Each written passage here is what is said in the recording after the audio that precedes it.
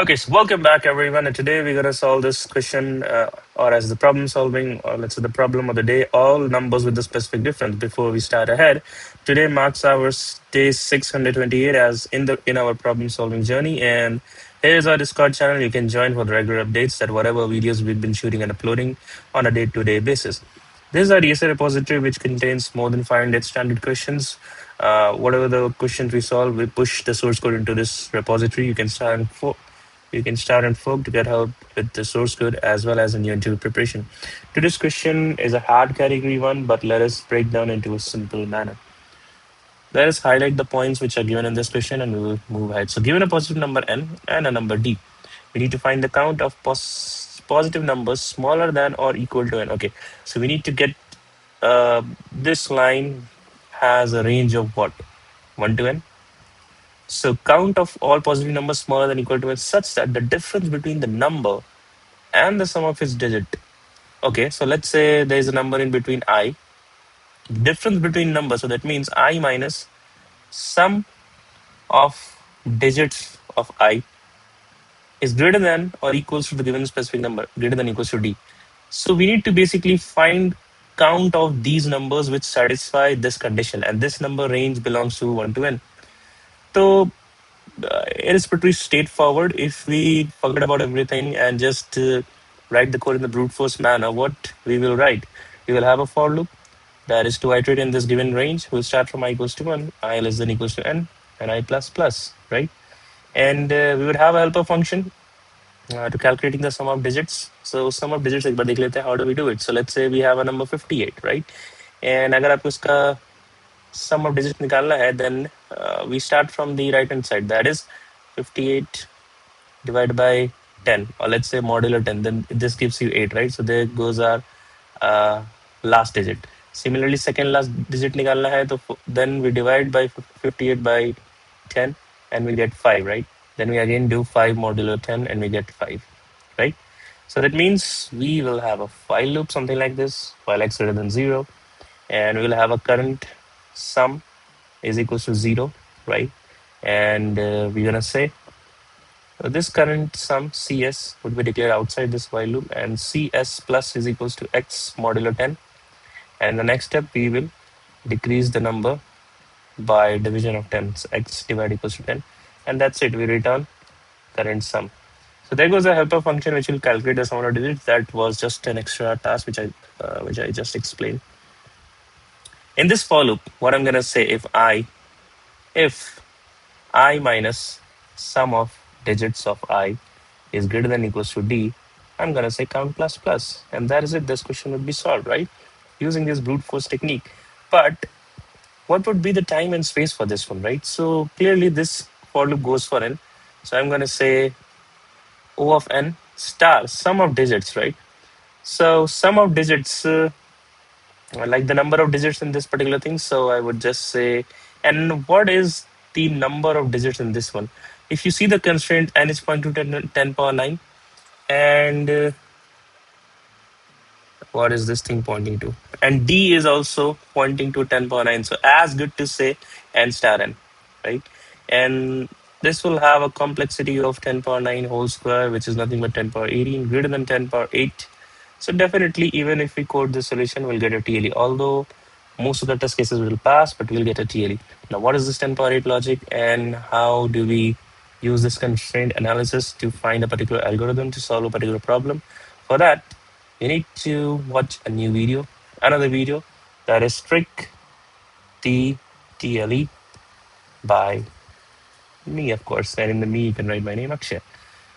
Going forward, how are we going to solve this in O of n? So, optimization. In the optimized technique, we will be doing the same operations, but efficiently, right? And when I say efficiently, we need to eliminate some of the operations, right? So let us see how we can do that. So there is some intuition or analysis required before proceeding ahead, or let's say a simple understanding required to before proceeding ahead. तो अगर आप देखो हमारे पास range कहाँ से कहाँ तक था. Do we have this range? Let's say in a number line, we are at this one, we are at this one. Suppose for this k, at some point there was this k integer, right?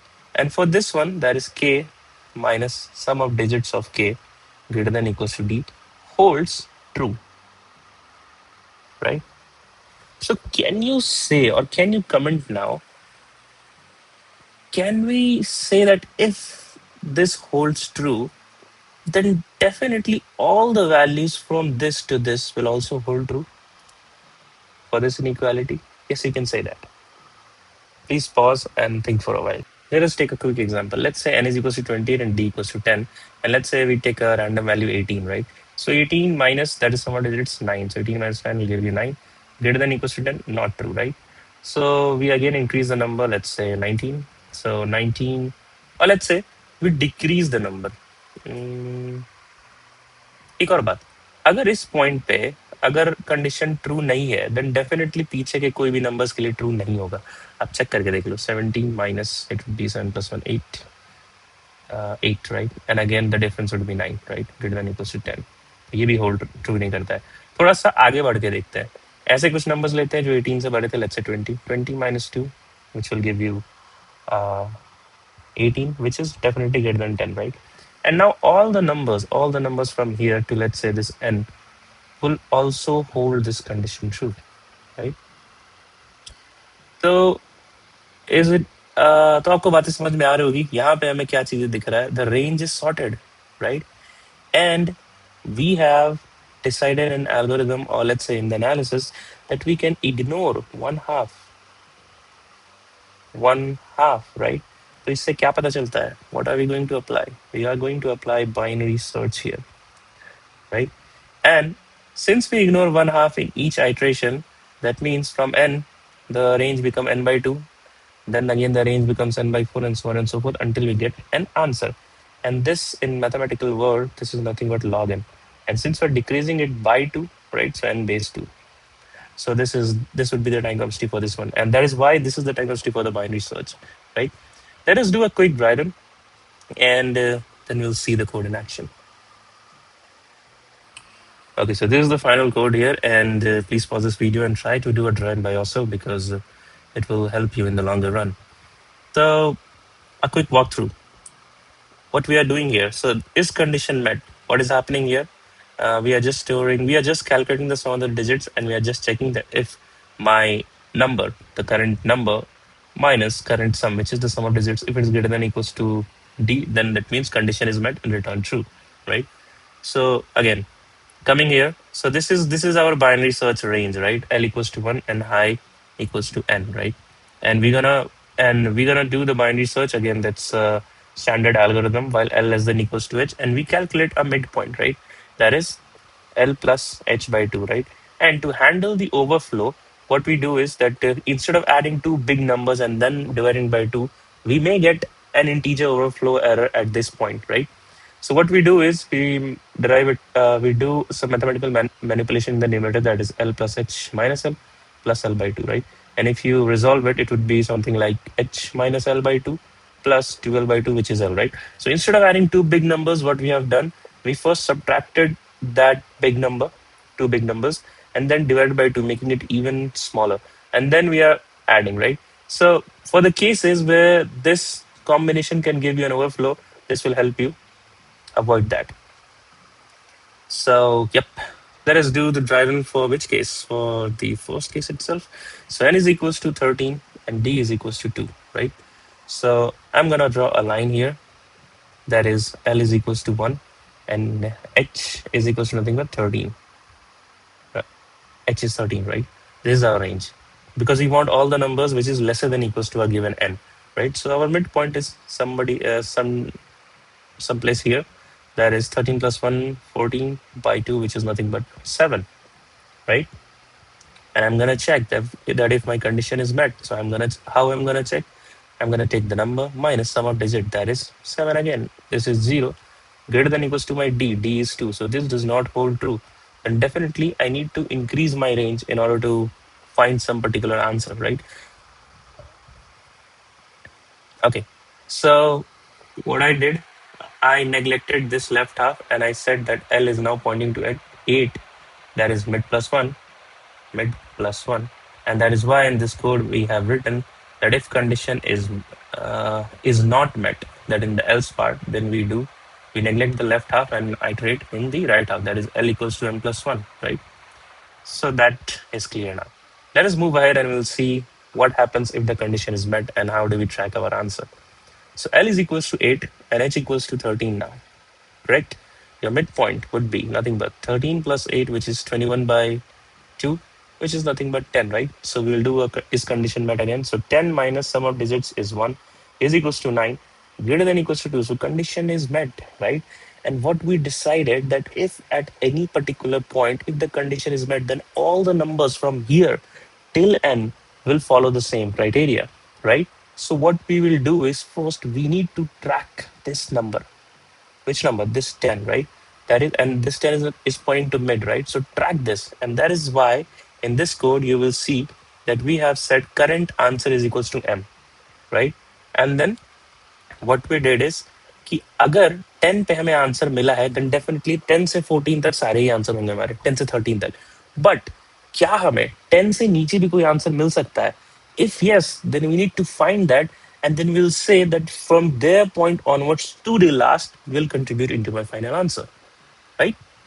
So what I will do, I will move in the left half in hope that there may be some lower number than this current number 10, which can form an answer, right? So I'm gonna neglect my right half. So now my low remains same, and that is why this high is equals to mid minus 1 is written here, right? So low is equals to again 8, and high is nothing but 13. 10 minus 1, that is 9. And M is nothing but 9 plus.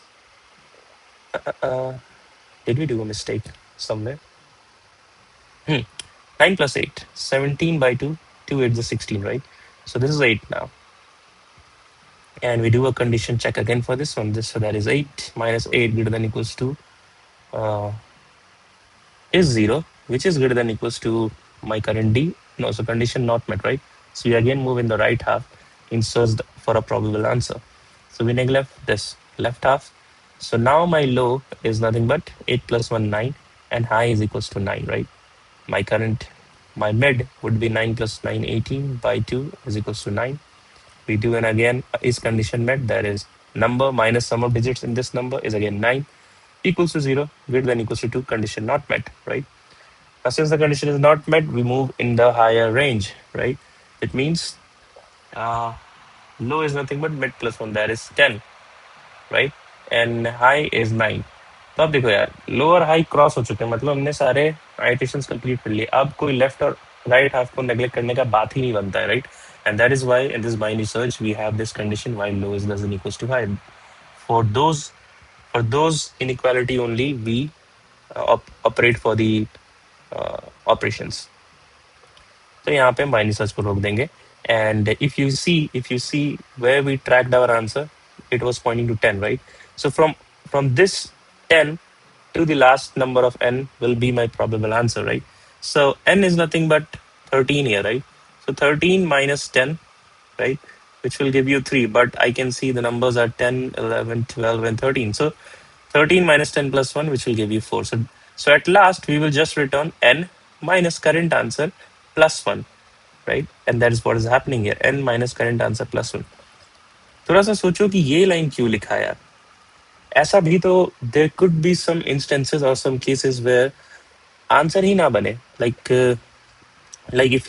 if I give you some example, let's say n is equals to here. So let's say n is equals to 28 and d is equals to 36, right? And let us check for the maximum possible value. The range would be again 1 say 28 and the maximum possible value would be 28. So let's say 28 minus the sum of digits 8 minus 2, 8 plus 2 is 10 and the value would be 18, right? And it is nowhere near to our grid, it is not greater than 36, right? अगर 28 से भी काम नहीं बना तो इसके पीछे के numbers भी नहीं बात बना पाएंगे and we cannot take numbers beyond 28 because n is defined as 28, right? So in this case, for some of the cases, or let's say in this combination, you will get your answer as 0. That is why there is an inline if, that if current answer which we have initialized as 0, if it is still pointing to 0 after our binary search operation, then you return 0, else you return your current, whatever answer we have got, right? Hope that makes sense. Coming back to our this section, let us submit Let us submit this code. Now, what is the time and space for this one now? So I'm gonna say we are doing a binary search here. So definitely log n, right? And we are is condition met would be taking O of n again. That is O of number of digits. So I'm gonna just say O of number of digits, right? Which itself is pointing to the same higher bound. That is n is also pointing to 10.9. This is also pointing to 10.9. So as good to say n log n. So we have reduced our technique from n squared to n log n in time complexity. And previously also time complexity was 1, and now also time complexity is 1. So here goes a summary of this complete video. That is it for this one. If you got help from this video, do explore our channel. We do multiple things. Basically, I'm documenting all my journey, either be it a DSA top 118 views question, either be it traveling, exploring beyond code, and multiple playlists on the, again, the data structures and problem of the day, just to keep track or just to be updated with the current scenarios. Competitive programming has started, but it will take time to complete. That is on its own pace. Again, some gym videos and whatever I'm learning in the finance journey. That earning is good, but how do we handle after that? So that is also an important part. So documenting that as well. Interview experiences. Multiple interviews I have given in my 3 years of software engineering career, documenting for you guys and for myself as well. And that is it for this one. Till then, keep learning, keep growing. Bye bye, and take care. We'll meet again in the next problem solving day.